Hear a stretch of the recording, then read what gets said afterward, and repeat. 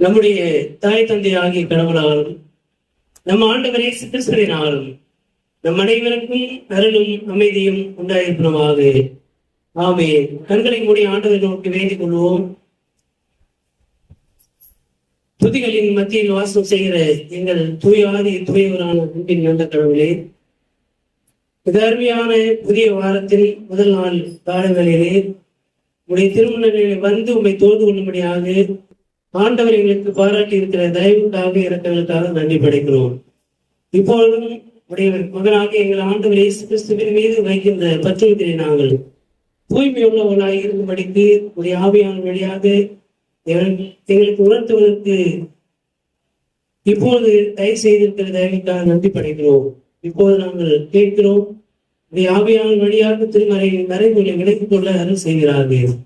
இயேசுவின் மூலம் வேண்டுதல் செய்கிறோம் அன்பின் நல்ல கடவுளே, ஆமென்.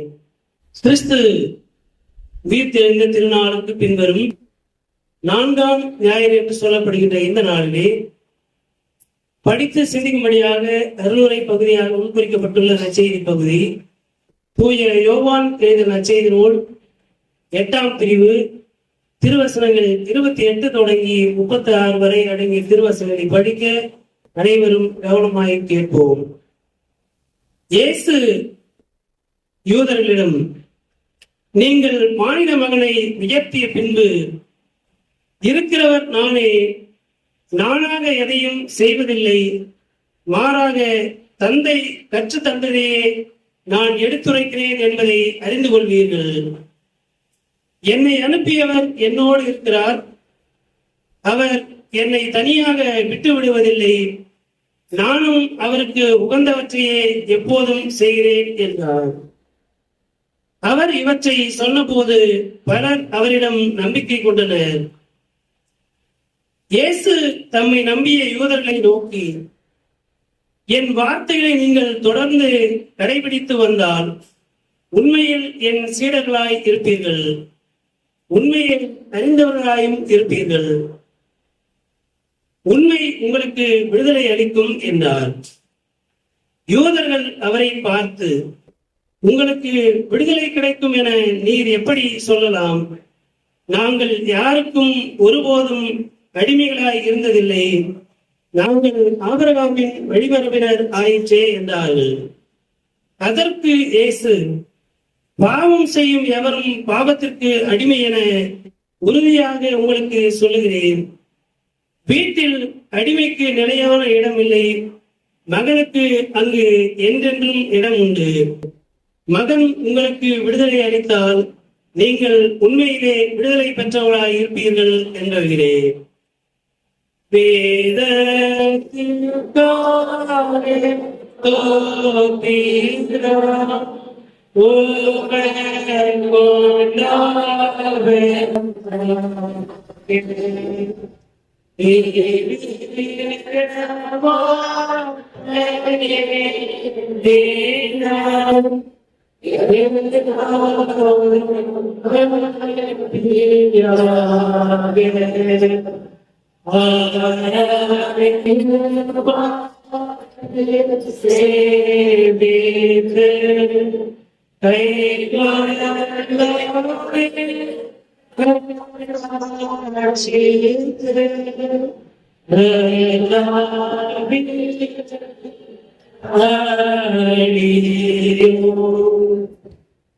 கிறிஸ்துவுக்குள் அன்பான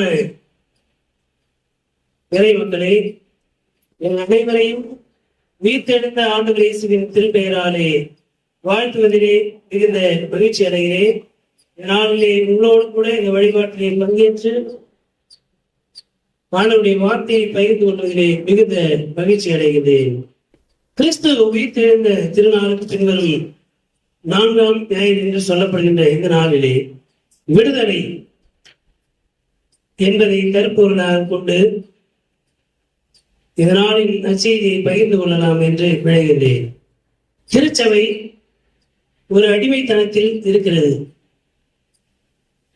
சர்வாதிகாரத்திற்கு பணிந்து போகின்ற மனநிலை உடையவர்களாக இறை மக்கள் அனைவரும் மாறி போயிருக்கிறோம். நாம் அடிமைகளாக இருக்கிறோம், அடிமைகளாக நடத்தப்படுகிறோம். நம்முடைய இயல்பு, நம்முடைய சுதந்திரத்திற்கு ஏற்ற ஒரு மனநிலையோடு வழிபாட்டிலும் திருச்சபையிலும் உறுப்பினர்களாக இல்லை என்பதை உணர்ந்து கொள்ளக்கூடாத அளவுக்கு நம்முடைய உள்ளத்திலே அடிமைத்தனம் வண்டியிட்டு கிடக்கிறது என்பதை இந்த நாளிலே சீர்தூக்கி பார்க்க வேண்டும் என்பதை மாத்திரம் உங்களுக்கு நினைவுபடுத்த வேண்டும் என்று விரும்புகின்றேன். அதிகாரத்தில் இருக்கிறவர்களுக்கு பயப்படுகின்ற பயம் கூட ஆண்டவருக்கு நாம் பயப்படுவதில்லை. ஏன்னா ஆண்டவர் என்னைக்கு நமக்கு அப்பாயின்மெண்ட் கொடுக்க போறதில்ல, நம்ம விரும்பாத இடத்துல டிரான்ஸ்ஃபர் போட போறதில்ல, ப்ரமோஷன் அவர் ஒன்றும் கொடுக்க போறதில்லை அப்படின்ற எண்ணம் நமக்கு இருக்கிறது. நாம் விடுதலை அடைய வேண்டும். இதனால் என்னுடைய திருமறை பகுதிக்குள்ளாக இருந்து பார்க்கின்ற போது கடவுள் மாட்சிமை நிறைந்த கடவுளாக இருக்கிறார். முதலாவது கடவுள் யார் என்பதை நாம் அறிந்து கொள்ள வேண்டும்.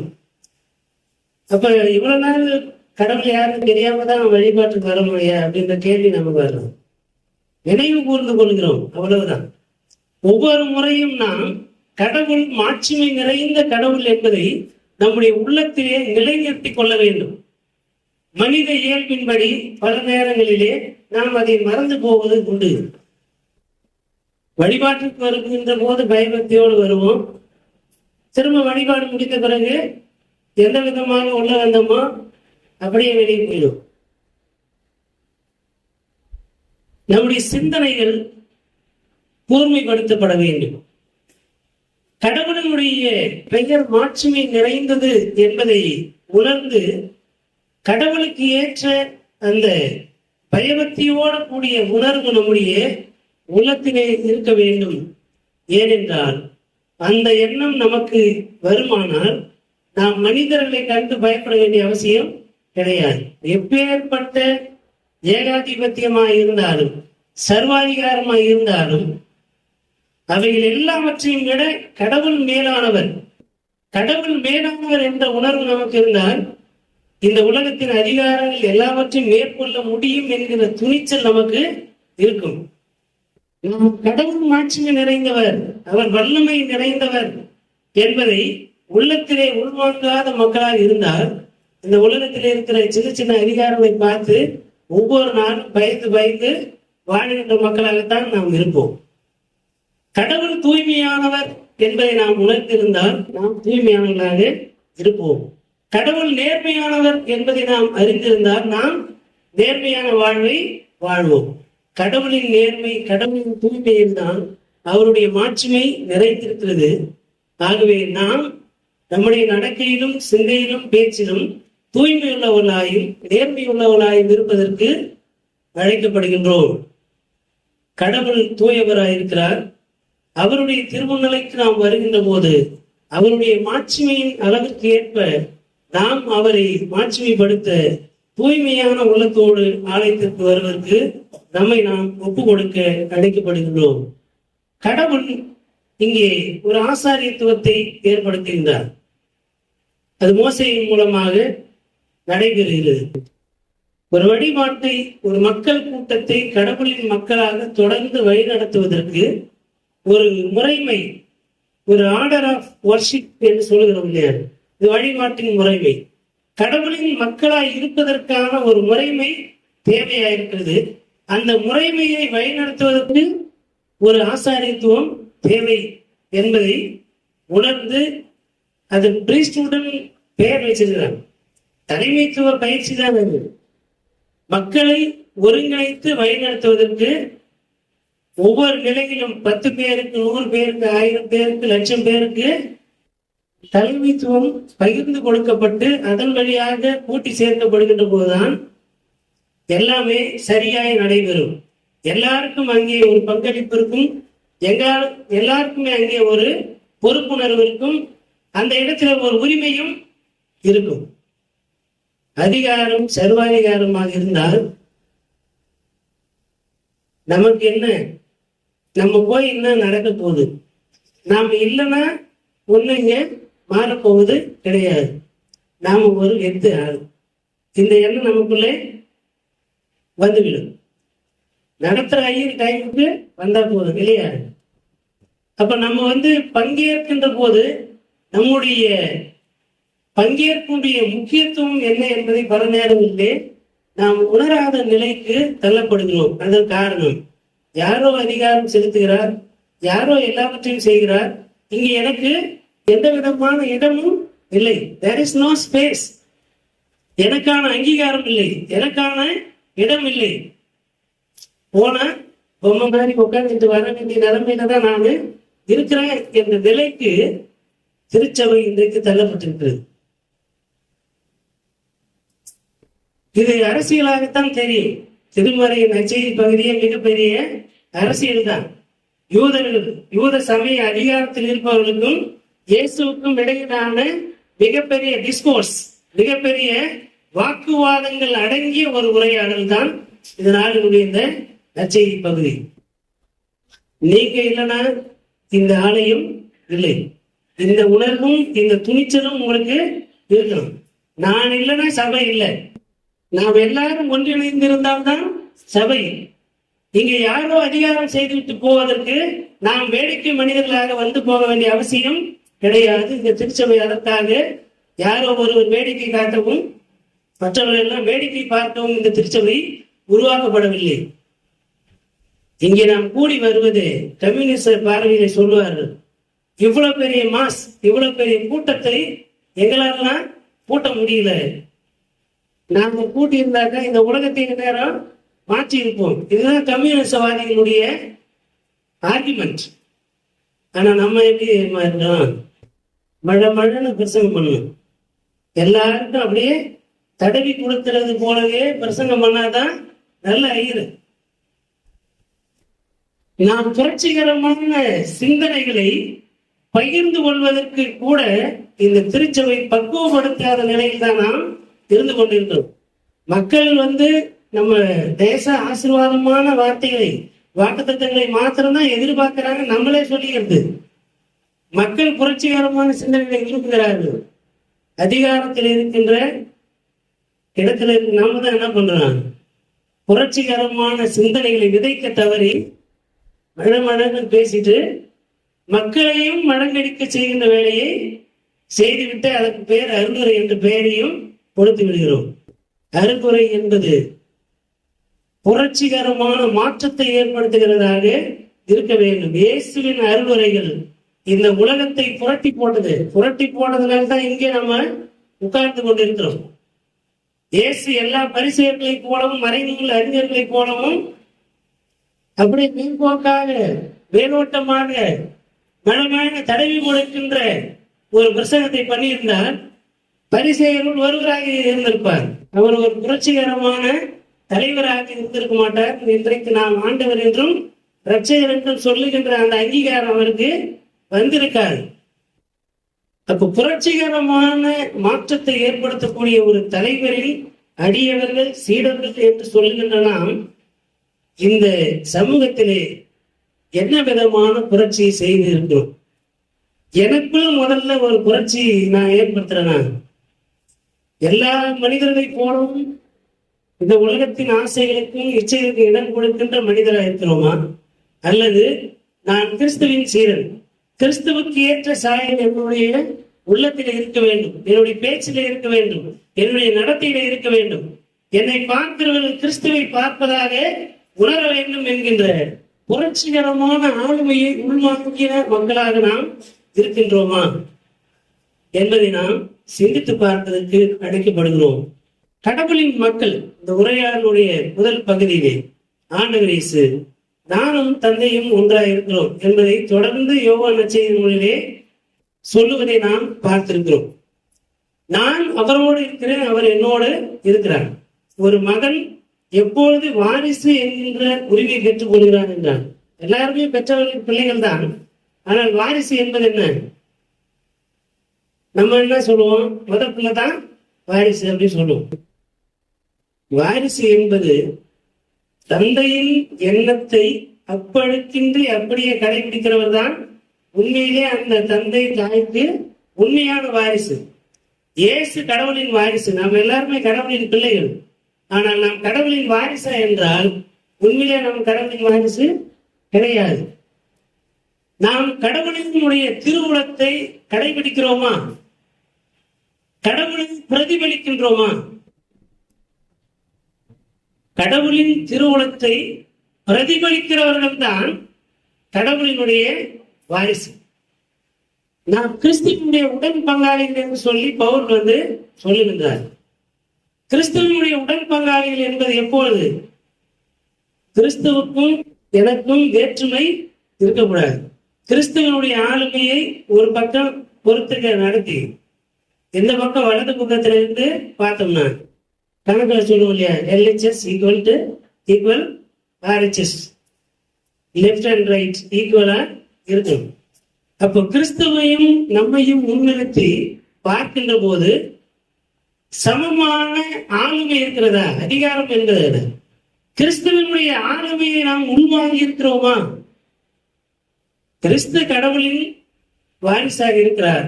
நாம் கடவுளின் வாரிசு என்று சொல்லுகின்ற நிலையிலே நம்முடைய சிந்தனைகள், நம்முடைய பேச்சு, நம்முடைய நடத்தைகள் இருக்கிறதா என்பதை நாமே சிரித்து பார்ப்பதற்கு அழைக்கப்படுகிறோம். கடவுளுடைய வார்த்தையும் மோசையின் மூலமாக கொடுக்கப்பட்டது.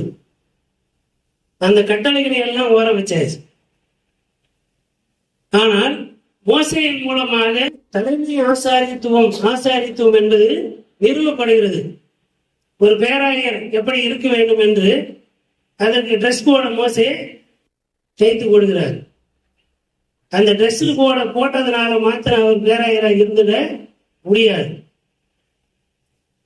மோசேயினுடைய சட்டங்கள், மோசையின் மூலமாக கடவுள் கொடுத்த உடன்படிக்கை வார்த்தைகள், கடவுளின் கட்டளைகள், கடவுளின் திருவுளம், இவை எல்லாவற்றையும் அறிந்து கற்பித்து அதன்படி நடக்கிறவர்கள் தான் அதற்கு தகுதியானவர். நாங்கள் ஒரு போதகராக இருக்கிறோம்னா அந்த போதகருக்கான பேச்சு, நடத்தையும் சிந்தனையும் நமக்கு இருக்க வேண்டும். திருமறையை கற்றிருக்க வேண்டும். கற்றிருந்தால் போதாது, அதை கற்பிக்க வேண்டும். கற்பித்தால் போதாது, அதன்படி நாம் நடக்கின்றவர்களாக இருக்க வேண்டும். நமக்கு கற்பிக்கவும் தெரியல, அதன்படி நடக்கிறதும் கிடையாது. ஆனால் வாரந்தோறும் அழகாக துவைத்து அயன் பண்ணி நான் பிரதான ஆசாரியன், நான் ஆசாரியன் என்று முன்னால கம்பீரமா அப்படி மிடுக்காக நின்று விட்டு போகின்ற வாழ்க்கையை இங்கே முன்னிறுத்தவில்லை. இந்த இடத்திலே மோசே சொல்லுகின்ற அந்த தலைமை ஆசாரியனுக்கான உடை என்பது அது தலைமை ஆசாரியனுக்கான அடையாளம். ஆனால் அதற்குள்ளாக இருக்க வேண்டிய அந்த ஆளுமையும் அந்த ஆழ்தன்மையும் நமக்கு இருக்க வேண்டும். அதைத்தான் ஆண்டவர் நம்மிடத்திலே எதிர்பார்க்கிறார். நான் எவ்வளவு அழகாக தோற்றத்திலே இருக்கிறேன் என்பதல்ல, என்னுடைய உள்ளம் எந்த அளவிற்கு அழகாக தூய்மையானதாக இருக்கிறது. என்னுடைய செயல்கள் என்னுடைய வார்த்தைகளை வெளிப்படுத்தும், என்னுடைய வார்த்தைகள் என்னுடைய சிந்தனைகளை வெளிப்படுத்தும். ஒட்டுமொத்தமாக நாம் யார் என்றதை நாம் சொல்லாமலே இந்த உலகம் நம்மை புரிந்து கொள்ளக்கூடிய நிலையில் தான் நம்முடைய வாழ்வு இருக்கிறது.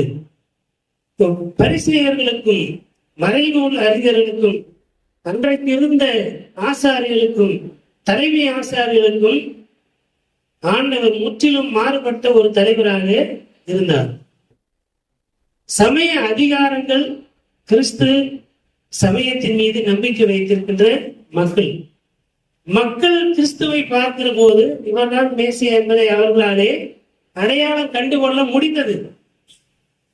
ஆனால் அதிகாரத்தில் இருக்கிறவர்கள் அவர் இல்லை மேசியா, அவர் இல்லை கிறிஸ்து என்று தன்னுடைய அதிகாரத்தை பயன்படுத்தி சொல்லுகின்ற போது, அப்படி சொல்லியும் அவங்க பயப்படல. இல்ல அவர் தான் மேசியா, எனக்கு தெரியும் அப்படின்னு யாராவது சொன்னா உடனே என்ன பண்ணுவான்? அதிகாரத்தை பயன்படுத்தி மிரட்டி, நீங்க நான் சொன்னதை கேட்க மாட்டேன், வயசுபடி சொல்லிட்டு இருக்கிற என்று சொல்லுகின்ற நிலையிலே அதிகாரத்தை பயன்படுத்தி விசுவாசிகளுக்குள்ளே இருக்கின்ற இறைவன் தெளிவை கூட சிதறடிக்கின்ற நிலையில் தான் நம்முடைய ஆசாரியத்துவங்கள் இருக்கின்றன. ஆசாரியர்களாக இருப்பவர்களை விட இறை மக்கள் திருமறை ஞானத்திலே அதிகமாக இருக்கின்ற நிலையில்தான் திருச்சபை இன்றைக்கு இருக்கிறது. இறை மக்கள் திருமறை நேசிக்கிற அளவுக்கு ஆயர்கள் திருமறை நேசிக்கிறாங்களா என்ற கேள்விதான். ஏன்னா போதிக்கிற அளவுக்கு தெரிஞ்சு வச்சிருப்போம், கடைபிடிக்கிற அளவுக்கு அதை செய்யவில்லை என்பது அங்கே நாம் அடிபட்டு போகிறோம். அப்போ அறிந்திருப்பதும் கற்பிப்பதும் அதை நிலைநிற்பதும் மிகவும் அவசியம். அதுதான் இந்த நாளினுடைய செய்தியிலே விடுதலை அடைவதற்கு நாம் கிறிஸ்துவை அறிந்திருக்க வேண்டும். முதலாவது அக்னாலஜிங் கிரைஸ்ட், கடவுளை அறிந்து ஏற்று புரிந்து இருக்க வேண்டும். ஆண்டவர் இயேசு என்ன சொல்கிறார்? நானும் தந்தையும் ஒன்றாக இருக்கிறோம், அவர் என்னோடு இருக்கிறார். எத்தனை பிரச்சனை வந்தாலும் அவர் என்னோடு இருக்கிறார், அவர் என்னை ஒருபோதும் கைவிடுவது இல்லை. நம்ம சொல்றோமா? கஷ்டம் வந்துச்சுன்னா என்ன பண்றோம்? ஆண்டவரே ஏன் என்னை கைவிட்டீர்? உடனே என்ன பண்ணுவோம்? இயேசு கூட வந்து சிலுவையில சொன்னார் சொல்லுவோம். இப்ப இந்த இடத்துல அவர் என்னை ஒருபோதும் கைவிடவில்லை என்பதற்கும் அங்கே வந்து ஏன் என்னை கைவிட்டீர் என்று சொல்வதற்குமான புரிதலை நாம் வேறுபடுத்தி பார்க்க வேண்டும். அங்கே மனிதரை மீட்க வேண்டும் என்பதற்காகத்தான் கடவுள் மகனை கைவிட்டாரே தவிர கடவுள் மகனை கைவிடவில்லை. அந்த தெளிவு இயேசுக்கு இருந்ததனால்தான் மரணம் என்னை தந்தையிடத்திலிருந்து பிரித்துவிட முடியாது, நானும் தந்தையும் ஒன்றாக இருக்கிறோம், அவர் என்னுள் இருக்கிறார், கடவுள் எனக்குள் இருக்கிறார் என்று சொல்லுவதற்கு நமக்கு துணிவு வேண்டுமானால் அதுக்கு நாம் செய்ய வேண்டியது என்ன அப்படின்னு உள்ளவே இருக்கு. நான் அவருடைய திருவுளத்தின்படி செய்கிறேன், அவருடைய விருப்பம் என்னவோ அதை தான் செய்கிறேன், அவர் சொன்னதை தவிர எதுவுமே செய்வது கிடையாது. இயேசு அப்படி இருந்தார். நான் ஒவ்வொரு நாளும் ஜெபத்தின் மூலமாக இறைவேண்டல் செய்வதன் வழியாக, ஆண்டவரே இன்றைக்கு நான் என்ன செய்ய வேண்டும், உங்களுடைய திருமணம் என்ன என்பதை ஒவ்வொரு நாளும் நாம் கேட்கிறோமா? ஜெபம் பண்ணாதானே அதை கேட்கறது. இதெல்லாம் கேட்டுட்டு அப்புறம் அவர் வந்து சொல்லுவாரு, அதை செய்யணும், செய்ய முடியாம போனா பிரச்சனை, கேட்காமலே விட்டுட்டா பிரச்சனையே கிடையாது. ஜபமே பண்ணாத விட்டோம்னா அவங்க சித்தம் நமக்கு தெரிய வேண்டியதான் இல்லை, அதை கடைபிடிக்க வேண்டிய கட்டாயம் நமக்கு இல்லை. அதனால ஜபம் பண்ணாமலே இருந்துருவோம். அப்படி இருந்தால் நாம் கடவுளின் பிள்ளைகள் என்று சொல்லுவதற்கு, கடவுளின் சுதந்திரவாதிகள் என்று சொல்வதற்கு நமக்கு வாய்ப்பும் உரிமையும் கிடையாது. ஆகவே இயேசு யார் என்றால், தந்தையாம் கடவுளின் திருவுளம் என்னதென்பதை அறிந்து நடக்கின்ற கடவுளினுடைய வாரிசாக, உண்மையான மகனாக, உண்மை நிறைந்தவராக இருந்தார். எனவே நாம் அப்படி இருப்பதற்கு இந்த நாளிலே அழைக்கப்படுகிறோம். இதுதான் நமக்கான முதலாவது அழைப்பு. கிறிஸ்து யார் என்பதை அறிந்து கொள்ள வேண்டும். ஏனென்றால் அறிந்து கொண்டால்தான் நாம் அப்படிப்பட்டவர்களாக இருக்க முடியும். அப்பொழுதுதான் நாம் அவருடைய சீடர்களாக இருக்க முடியும் என்பதை உணர்ந்து கொள்வதற்கு அழைக்கப்படுகிறோம். இங்கே யூதர்கள் இயேசுவை ஏற்றுக்கொள்ளவில்லை. விவாதம் நடத்துவதனாலே ரெண்டு விதமான புரிதல் இருக்கு. கேள்வி கேட்டு பதில் சொன்னாங்க, ஒண்ணு கேள்வி கேட்கிறோட முட்டாள் நினைப்போம், பதில் சொல்ற நாம உலகம் போல அறிவாளி நமக்கு நாமே நினைச்சுக்குவோம். பல நேரங்களில் கேள்வி கேட்கிறவர்களுக்கு தயக்கம், இதையே கேட்க போய் நம்மளை விட்டால் நினைப்பான, கேட்காமலே விட்டலாம் நினைக்கிற ஒரு கூட்டம், கேட்கலாம் பதில் சொல்ற விளக்கம் சொல்ற இன்னொரு கூட்டமும் இருக்கிறது. அதை தாண்டி விளக்கம் சொல்ல தெரியுமே தவிர அதை நமக்கு கடைபிடிக்க தெரியாத ஒரு கூட்டம். மறைநூல் அறிஞர்கள் பரிசெயலும் அப்படித்தான் இருந்தார். திருச்சட்டத்தை நன்றாக கற்றறிந்து இருந்தார்கள், ஆனால் அதன்படி செய்தார்களா என்றால் செய்யவில்லை. சரி, கற்பித்தார்களா? கற்பித்தார்கள். எப்படி கற்பித்தார்கள் என்றால், கடவுளின் திருவுளத்திற்கு ஏற்ப அதை கற்பிக்காமல் தங்களுடைய சமய அதிகாரங்களை பயன்படுத்தி தங்களுடைய சுய லாபத்திற்கு ஏற்ற விதமாக திருமறையின் மறைநூலை திரித்து கூறுகின்றவர்களாகத்தான் பரிசேயர்களும் மறைநூல் அறிஞர்களும் இருக்கிறாங்க. வெளிப்படையா சொல்லணும், எவ்ரி பிரீச்சர்ஸ், ஒவ்வொரு அன்புரையாளரும் தனக்குன்னு ஒரு இன்டென்ஷனை உள்ள வச்சிருப்பாங்க, ஒரு உள்நோக்கம் இருக்கும். அந்த உள்நோக்கத்தை வைத்துக் கொண்டுதான் நாம் பிரசங்கத்தையே செய்கிறோம். அந்த உள்நோக்கம் சரியா தவறா என்றால், நம்முடைய உள்நோக்கம் இந்த சமூகம் விடுதலை அடைய வேண்டும் என்பதா இருந்தால் அது சரி. மக்களை முட்டாளாகவே வச்சிருக்கணும், மக்களை அடிமைகளாகவே வச்சிருக்கணும், எனக்கு மாலை வாங்கி போடவும் சார்பு போடவும் ஐயா வாழ்க என்று பேனர் அடிச்சு வைக்கவும் மாத்திரமே மக்கள் இருக்கணும் அப்படின்னு நினைத்தால் அது கடவுளின் திருவுளம் கிடையாது. இறை மக்களை கடவுளின் வார்த்தைகளால் கிறிஸ்துவின் மனநிலைக்கு ஏற்ப வளர்த்தெடுத்து ஒவ்வொரு இறை மக்களையும் இந்த சமூகத்திற்குள்ளே கிறிஸ்துவாகவே மாறிவிடுவதற்கு கற்பித்து அனுப்ப வேண்டும். அதற்குத்தான் இந்த இடம். இங்கே நிற்பதினாலே நான் உயர்ந்தவனும் கிடையாது, அமர்ந்திருப்பதனாலே நீங்கள் குறைவானவர்களும் கிடையாது. இங்கே கற்பிக்கப்படுகின்ற விடுதலை சிந்தனையை இந்த சமூகத்திற்குள்ளே கொண்டு போய் சேர்த்து இந்த சமூகத்தை விடுதலையாக்க வேண்டும். அதற்காகத்தான் நாம் வாரந்தோறும் ஆண்டவருடைய ஆலயத்திலே கூடி வருகிறோம். ஆலயத்துக்கு போறோம், சமாதானமா போகணும், சமாதானமா திரும்பி வரணும். சமாதானம்னாலே என்னன்னு பல நேரத்துல நமக்கு தெரியாத ஒரு பிரச்சனை. என் உள்ளத்திலே அமைதி இருக்க வேண்டுமானால் என்னை சுற்றிலும் இருக்கிறவங்க நல்லா இருக்கணும். மற்றவருடைய பிரச்சனையை பார்த்து நமக்கு கவலை வருதா, எனக்கு இது இல்லையே நினைச்சு கவலை வருதா? கவலைப்படவே கூடாது என்பது அல்ல. மற்ற நம்மை விட எளிய மக்களை குறித்த கரிசனை நமக்கு இருக்க வேண்டும். அந்த விதமான நேர்மறையான கவலை இருந்தால் அது கடவுளுக்கு ஏற்புடையது. எல்லாமே இருந்தாலும் இது இருந்தா நல்லா இருக்கு, இது இல்லையே, அது இல்லையே கவலைப்பட்டுக்கிட்டே இருந்தா அது வீணான கவலை, அது எதிர்மறையான பிரச்சனை. அதை கடவுள் அங்கீகரிக்க மாட்டார், அதை பூர்த்தி செய்வதற்கு உதவி செய்யவும் மாட்டார். இப்படி சொன்னாக்க அப்புறம் எதுக்கு நம்ம கோயிலுக்கு வரணும்ன்ற கேள்வி கூட நமக்கு வரும். இங்கே கற்பிப்பதிலே தெளிவுடையவர்களாக இருக்க வேண்டும். பரிசேயர்கள் காணிக்கைகளை மக்களிடத்திலிருந்து வாங்குவதற்கும் தசம பாகங்களை மக்களிடத்திலிருந்து வாங்குவதற்கும் தான் வழிபாடுகளே நடத்தியிருக்கிறார்கள். மக்கள் கோயிலுக்கு சுகமாயிடக்கூடாது. மக்கள் கைகால் வரம்பு இருந்த ஆலயத்திலே அவங்களுக்கு நடக்கக்கூடிய ஆற்றலும் பார்க்கக்கூடிய வரமும் கிடைத்து விடும் என்றால் அவங்க கோயிலையே வர வேணும். திருமறையில் இருக்கிற செய்திதான் இல்லையா?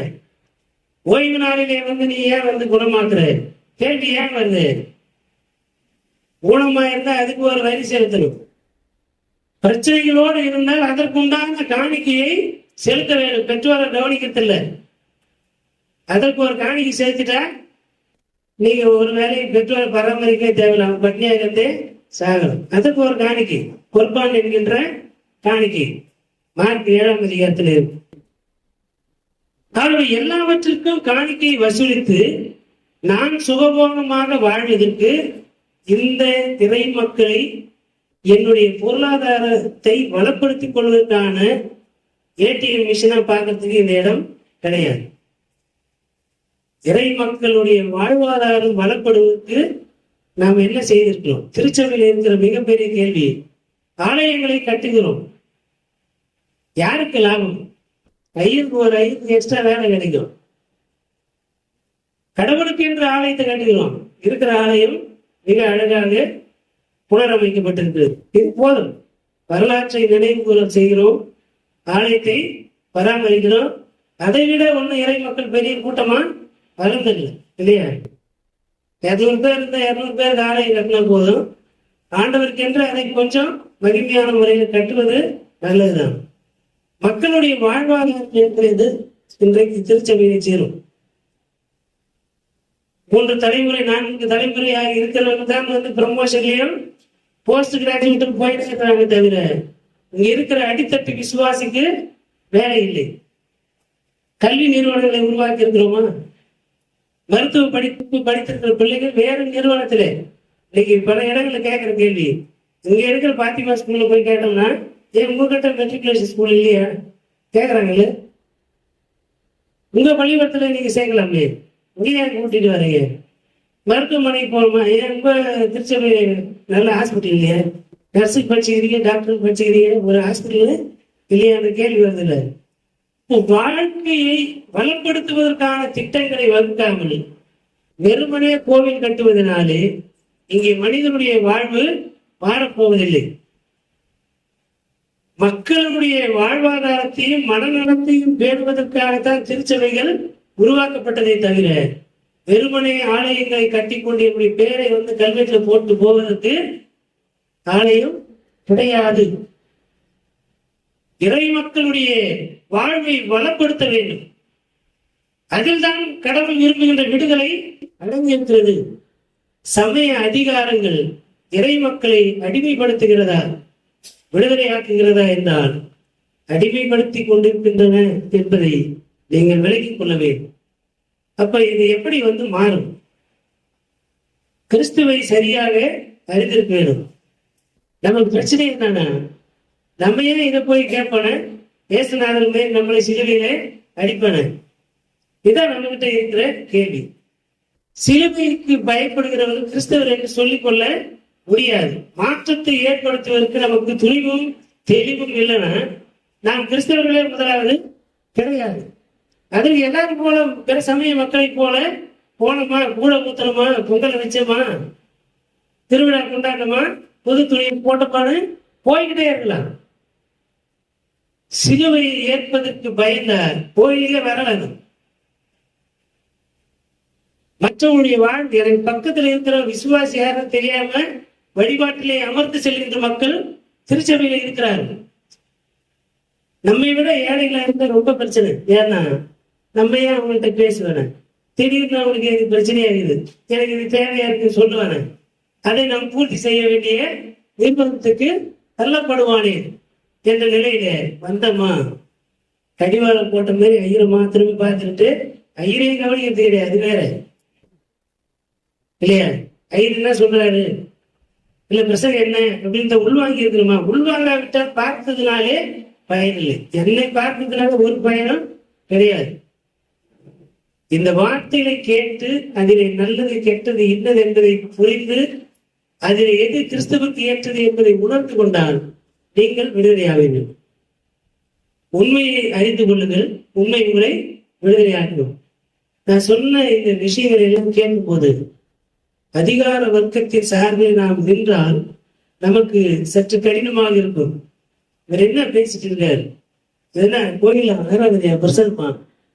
இந்த உண்மையை அறிந்து கொள்ளாவிட்டால் இந்த திருச்சபையை எப்படி மாற்ற முடியும்? என்னுடைய வாழ்க்கை எப்படி மாறும்? திருச்சபையை மாத்துறதுனா அதிகாரத்துல இருந்து மாத்துவாங்க, அவங்களுக்கு ஏற்ற மாதிரி மாத்துவாங்க. உங்களுடைய வாழ்க்கை எப்படி மாறும்? ஆண்டவர் இயேசுவின் மீது நம்பிக்கை வையுங்கள்.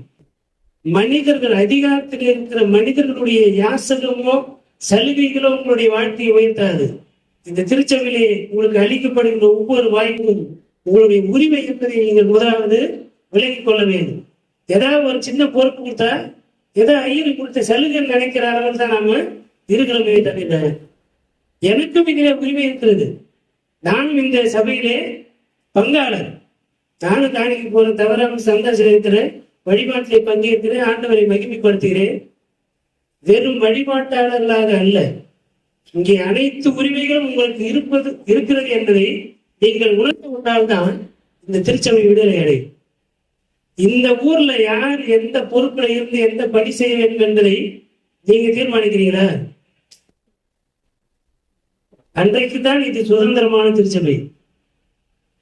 கட்சி மனப்பான்மையை வளர்த்து விட்டு சபையை இரண்டாக்கி எங்கோ இருந்து கொண்டு இங்கே யார் அதிகாரம் செலுத்த வேண்டும் என்பதை தீர்மானித்தால் நீங்கள் அடிமைகளாக இருக்கிறீர்கள் என்பதை உணர்ந்து கொள்ள வேண்டும் என்பதை இந்த நேரத்திலே உங்களுக்கு தெளிவாக உறுதியாக துணிவோடு நான் இதை பகிர்ந்து கொள்கிறேன்.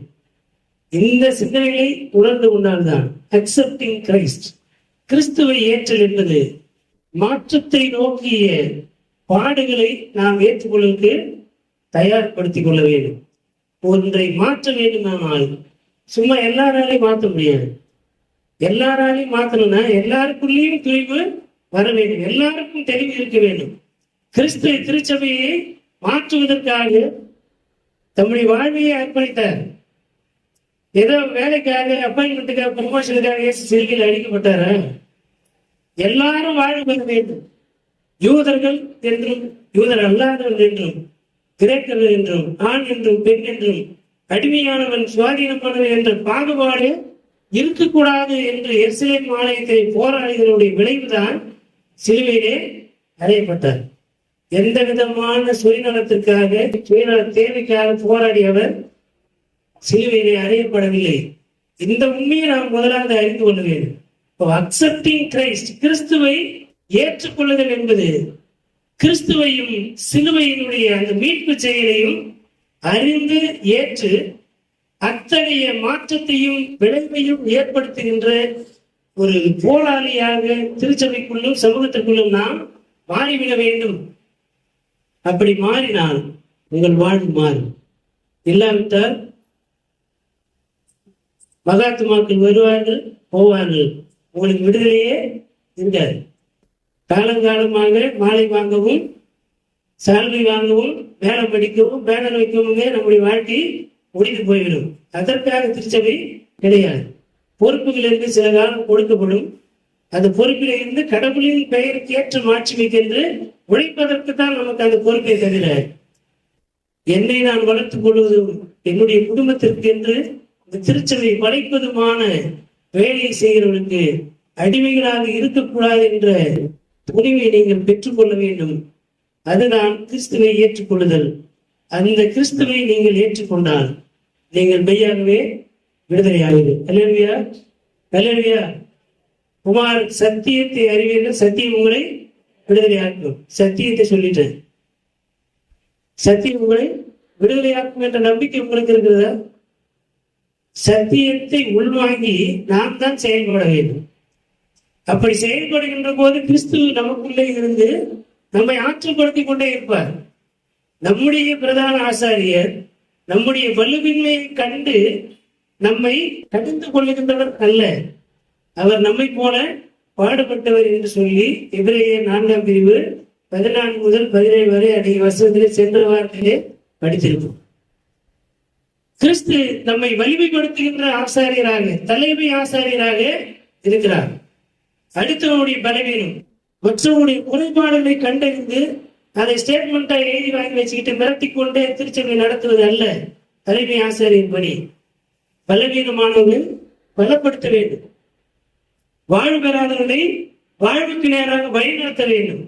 அந்த பிரதான ஆசாரியர் ஒருவர் தான், இயேசு கிறிஸ்து மாத்திரம்தான் நமக்கான தலைமை ஆசாரியர். நாம் எல்லாருமே அவருடைய ரெப்ரசன்டேட்டிவ் தான். அது கூட எப்போ அவரை நாம் பிரதிபலித்தால் தான் நாம் அவருடைய பிரதிநிதிகள், ரெப்ரசன்டேட்டிவ். நாம் அவரை பிரதிபலிக்காவிட்டால் நமக்கும் அவருக்கு சம்பந்தமே கிடையாது. நாமும் அவரை கொலை செய்வதே ஒருவராக இருக்கிறோம் என்பதை மனதிலே கொள்ள வேண்டும். பரிசேயர்களும் மறைநூல் அறிஞர்களும் எப்பொழுதும் கிறிஸ்தவத்திலே குறைகளை கண்டுபிடிக்கின்றவர்களாகவே இருந்தார்கள். கிறிஸ்துவை உள்வாங்குகின்ற மக்களாக இருப்பதற்கு நாம் அழைக்கப்படுகிறோம். என் வார்த்தைகளை நினைத்திருத்தல் என்பதனுடைய பொருள் என்ன? எல்லா வார்த்தைகளையும் கேட்கிறோம். எது கடவுளின் வார்த்தை? ஒவ்வொருத்தரும் ஒரு காலத்திராட்சி வச்சிருக்கிறோம், ஒவ்வொருத்தரும் ஒரு வசனத்தை படிக்கிறோம், ஒவ்வொருத்தரும் வாட்ஸ்அப்ல என்ன பண்றாங்க, வசனங்களை அனுப்புறாங்க. அன்சிஸ்டமேட்டிக்கான பைபிள் ரீடிங் நம்ம இடத்துல இருக்கு. எல்லாருமே வசனத்தை அறிஞ்சிருக்கோம், படிக்கிறோம், காலத்தில் வசனத்தை படிப்போம், எல்லாமே இருக்கும். பட் சிஸ்டமேட்டிக்கான ஒரு பைபிள் ரீடர்ஸா நம்ம இருக்கிறோமா? சிஸ்டமேட்டிக்கான பைபிள் ரீடர்ஸா இருந்தால்தான் உண்மையான சத்தியம் என்ன என்பதை திருமறையிலிருந்து நாம் பெற்றுக்கொள்ள முடியும். அங்கொன்றும் இங்கொன்றுமாக எடுத்தால் உங்களால் ஒரு கருவை உருவாக்கவே முடியாது. கரு இல்லது என்று தெரியாமல் வாழ்வை மாற்றிக்கொள்ள முடியாது. ஆகவே கிறிஸ்துவை அறிந்து கொள்ள வேண்டும். எப்படி? கடவுளின் வார்த்தைகள் அனைத்தும் அவரை குறித்து எழுதி இருக்கின்றன. கிறிஸ்துவை ஏற்றுக்கொள்ள வேண்டும்.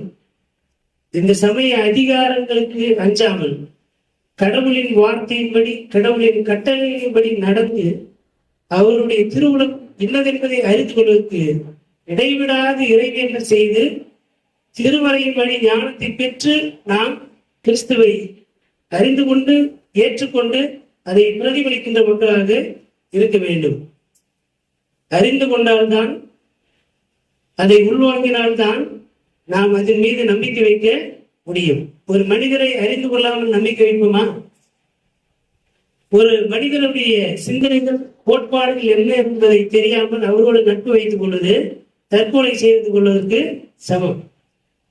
நட்பு என்பது கொள்கையின் அடிப்படையில் இருக்கிற நட்பு தான் ரொம்ப காலம் இருக்கும். நன்மைகளை எதிர்பார்த்து வருகின்ற நட்பு ரொம்ப நாளைக்கு நீடிக்காது. உறவுகள் கூட நீடிக்காது.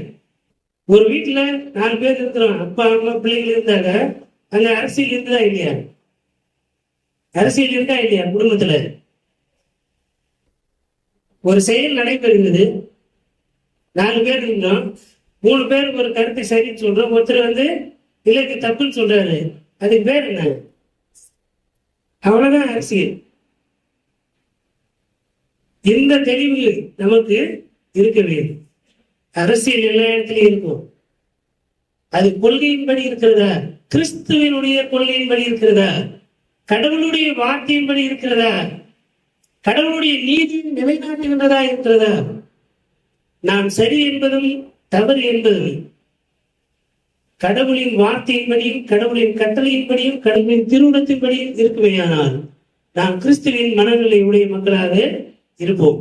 இல்லாவிட்டால் கிறிஸ்துவுக்கு எதிரான திசையிலே பயணித்துக் கொண்டிருக்கிறோம், கிறிஸ்துவுக்கு எதிரானவர்களாக இருக்கிறோம்.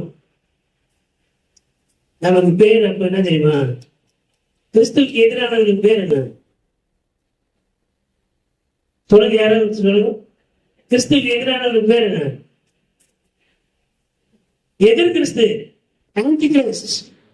அந்தி கிறிஸ்துனா யாரோ இல்லை, எங்கேயோ இருந்து வெவ்வேறு கோணத்திலே முகங்களை வைத்துக் கொண்டிருக்கிற ஒன்று அல்ல. நமக்குள்ளே அத்தனை மிருகங்களும் இருக்கிறது. கிறிஸ்துவனுடைய திருவுளத்தின்படி நடவாத போது அங்கே நாம் எதிர் கிறிஸ்துவாக ஆன்டி கிரைஸ்டாக இருக்கிறோம்.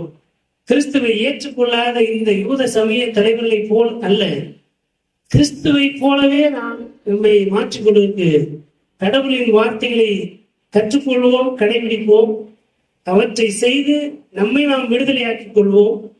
நாம் விடுதலையாவதோடு இந்த திருச்சபையும் சமூகத்தையும் விடுதலையாக்குவதற்கான விடுதலையின் பணியாளர்களாக நாம் இருப்போம். குமாரன் உங்களை விடுதலையாக்கினால் நீங்கள் மெய்யாகவே விடுதலையாவீர்கள். கிறிஸ்துவின் மனநிலையை மற்றவர்கள் கற்பித்து நாமும் கடைபிடித்து கிறிஸ்துவனை கூட்டி வந்து சேர்த்து கிறிஸ்துவின் வழியாக அருளப்படுகின்ற விடுதலையை எல்லாரும் பெற்றுக்கொள்வதற்கு வழிவகை செய்கின்ற மக்களாக இருப்போம். அதுவே இறை மக்களாக இருந்து நாம் கடவுளுக்கு செய்கின்ற உண்மையான வழிபாடு என்பதை உணர்ந்து நாளிலே ஆண்டவருக்கு நம்மை நாம் ஒப்புக் கொடுப்போம். இவற்றை சிந்திக்கவும், அதை ஆராய்ந்து பார்க்கவும், அதிலே நடமானதை பற்றி கொள்ளவும் கடவுள் தம்முடைய ஆவியான வழியாக நம்மை ஆற்றுப்படுத்தி வழிநடத்தி காப்பாராக. ஆமென். கண்களை மூடி ஆண்டவரை நோக்கி வேண்டிக் கொள்வோம்.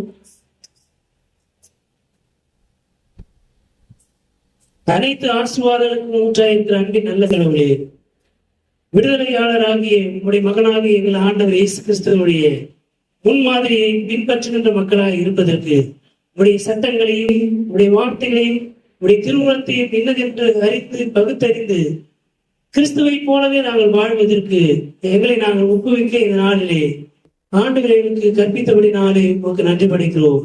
ஒருவர் கிறிஸ்துவுக்குள் இருந்தால் பழையவைகள் களையப்பட்டு புதியனவை ஏற்ற மனிதராக இருக்கிறார் என்று சொல்லப்படுகின்ற பவுலுடைய சிந்தனைக்கு ஏற்ப கிறிஸ்துவை உள்வாங்கி இருக்கின்ற, கிறிஸ்துவோடு வாழ்கின்ற, கடவுளின் பிள்ளைகளாக இருக்கின்ற, கடவுளின் வாரிசாக இருக்கின்ற மனநிலை உடைய செயல்பாடு உடைய பிள்ளைகளாக இருக்கும்படிக்கு உடைய ஆவியான வழியாக எங்களுக்கு கற்பித்திருக்கிறேன்.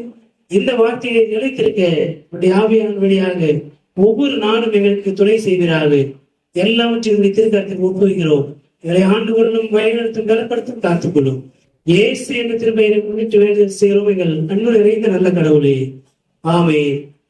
அனைத்து ஆற்றலே நம்முடைய தாய் தந்தைமாகிய கடவுளுடைய அன்பும் நம்முடைய ஆண்டில் மீட்பெருமாகிய இயேசு கிறிஸ்துவுடைய அருளும் அமைதியும் தூய ஆவியாருடைய வல்லமையுள்ள பாதுகாப்பு பராமரிப்பும் மாறாத நித்திய உடன்படிக்கை ஒரு ஐக்கியமும் நடத்தது இன்றும் என்றும் எல்லா